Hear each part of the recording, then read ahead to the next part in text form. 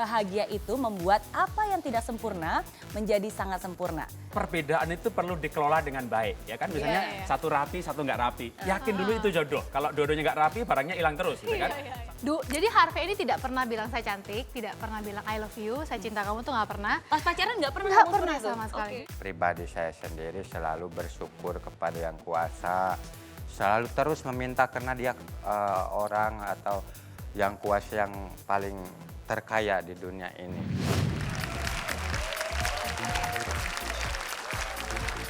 Hai semuanya, selamat malam dan selamat datang di I Am Possible. Yeay. Oke, nah Anda pasti pernah deh mendengar ungkapan berikut. Rumput tetangga selalu kelihatan lebih hijau. Pernah dengar peribahasa tersebut? Pernah ya. Nah, peribahasa ini biasa dilontarkan saat kita mulai merasa tidak puas dengan apa yang sudah kita miliki dan iri melihat kehidupan orang lain yang terkesan lebih sukses. Karirnya lebih baik, keluarganya lebih harmonis, pasangannya lebih setia, dan lain sebagainya. Nah, wajar nggak sih kalau kita memiliki pemikiran seperti itu? Boleh nggak sih kita melihat bahkan melototin rumput tetangga? Nah, kalau boleh, bagaimana kita harus bersikap? Nah, temukan jawabannya di sini dari Impossible jadi Impossible. Dan sudah hadir di studio malam ini seorang pemerhati keluarga, penulis puluhan buku, dan juga Coach Impossible Pak Jarod Wijarnarko.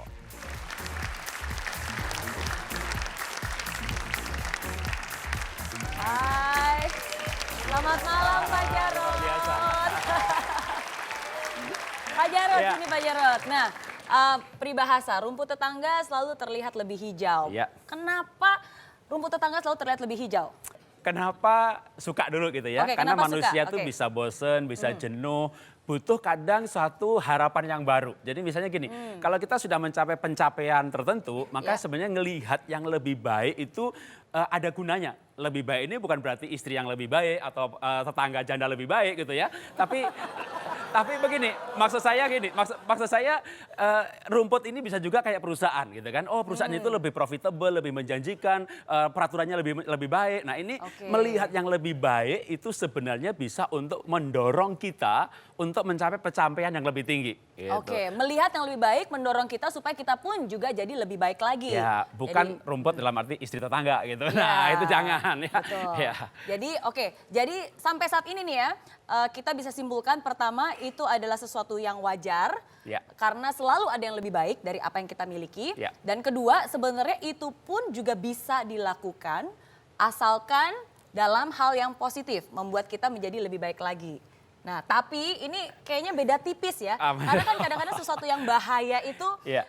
beresiko. Iya, Ya, betul. nanti kita akan bahas lagi. Oke. Tapi sebelum kita akan bahas, ada seorang sahabat yang saya undang malam ini, artis cantik yang belum lama ini pernikahannya sempat menghebohkan dan menggemparkan dan juga menjadi sorotan banyak orang. Pernikahan ala Cinderella di Disneyland Jepang menjadi pernikahan paling fenomenal di tahun 2016.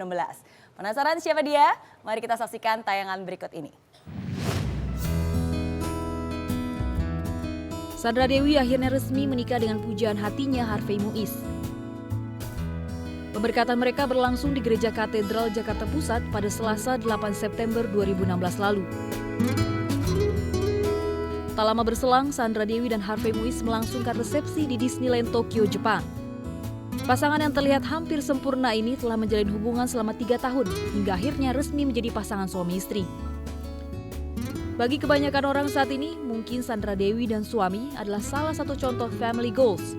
Selain memiliki wajah cantik dan tampan, mereka juga terlihat harmonis dan mapan. Ya, langsung saja kita sambut di studio Sandra Dewi.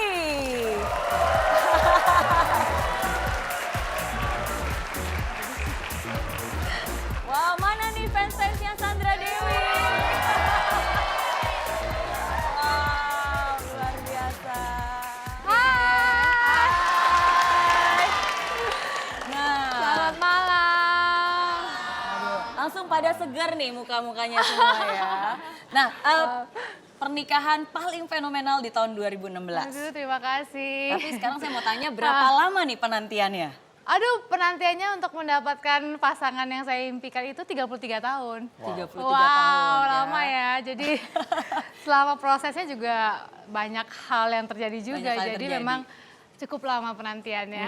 Nah, tapi sekarang saya mau tanya nih, kan tema kita rumput tetangga memang hijau. Iya. Nah, pernah nggak sih dalam proses penantian selama 33 tahun itu, saya yakin pernah nggak sih ngerasa iri gitu ngeliat teman-teman yang lain yang mungkin sudah menikah, sudah punya anak. Pernah merasa Oh, seperti sering itu? banget ya. Apalagi kalau misalnya udah komen-komen di sosial media saya, "Kak, kok nggak laku-laku sih? Udah umur berapa?" gitu kan. Ada yang komentar seperti itu? Oh, itu hampir setiap hari. Jadi sebenarnya sih saya selalu pacaran, cuma saya nggak pernah ngasih tahu pacar saya siapa gitu. Nah, kemudian ketika teman-teman saya banyak sudah menikah, sudah punya anak juga, saya kan belum, kan saya agak telat nih ya.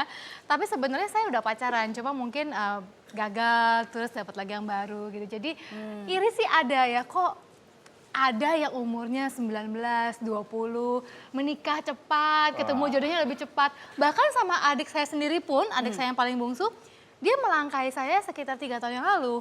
Oh, udah menikah duluan Iya, dia justru menikah duluan, ya? dan sekarang udah punya anak umur 3 tahun. Jadi 4 tahun, dia menikahnya 4 tahun yang lalu. Tapi Bahkan menarik nih sebenarnya ya. Iya.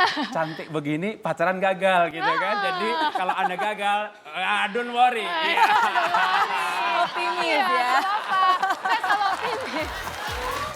Saya belum bisa masak sampai sekarang, saya juga masih banyak kekurangan sebagai istri gitu. Oke, belum bisa masak terus dikomplain nggak? Menikah itu memang justru untuk melengkapi kekurangan masing-masing.